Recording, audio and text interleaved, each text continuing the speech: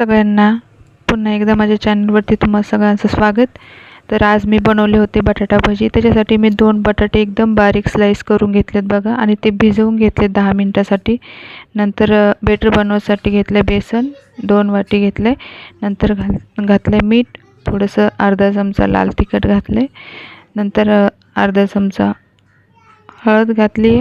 नंतर थोडंसं धनिया पावडर घातले आणि चिमूटभर सोडा घातलाय आणि ते बेटर मस्त बनवून घेतलंय मी पाणी टाकून।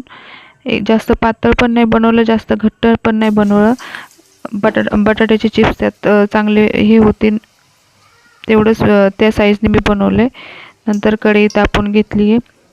नंतर त्यात सोडते बटाटे भजी, ते चिप्स त्याच्यामध्ये कोट करून सोडते।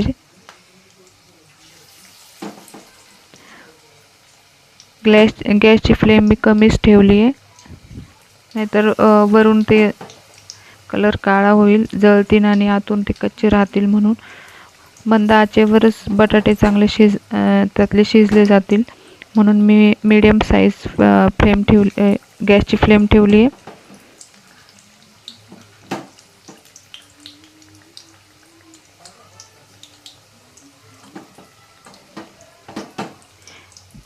थोडेच तेलामध्ये मी तळून घेणार, जास्त तेलकट नाही करायचेत मला, म्हणून छानपैकी एका साईडने फ्राय झालेत भजी। आलटून पलटून हे करायचं नाही, तर मग एक साईड कच्ची राहते, एक साईड जळून जाईल। म्हणून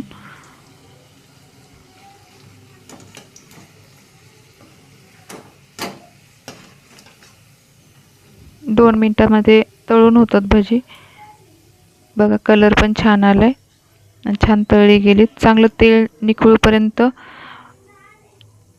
कढईतच हे करून घ्यायचे आणि मग काढून घेतलेत मी। परत दुसरे सोडतीये। 2 बटाट्याची भजी भरपूर होतात। एकदम स्लाइस बारीक केले तर मग ते चांगले शिजले, पण आतून चांगले फ्राय होऊन निघतात ते बटाटे। आणि 10 मिनिटं भिजत टाकले तर कुरकुरीतपणा येतो त्याला, म्हणून 10 मिनिटं भिजत टाकायचे ते। दुसरे पण फ्राय झालेत बघा आणि थोडे तेलामध्ये होऊन जातात भरपूर भजी बघा। छानपैकी आपली भजी तयार झालीत।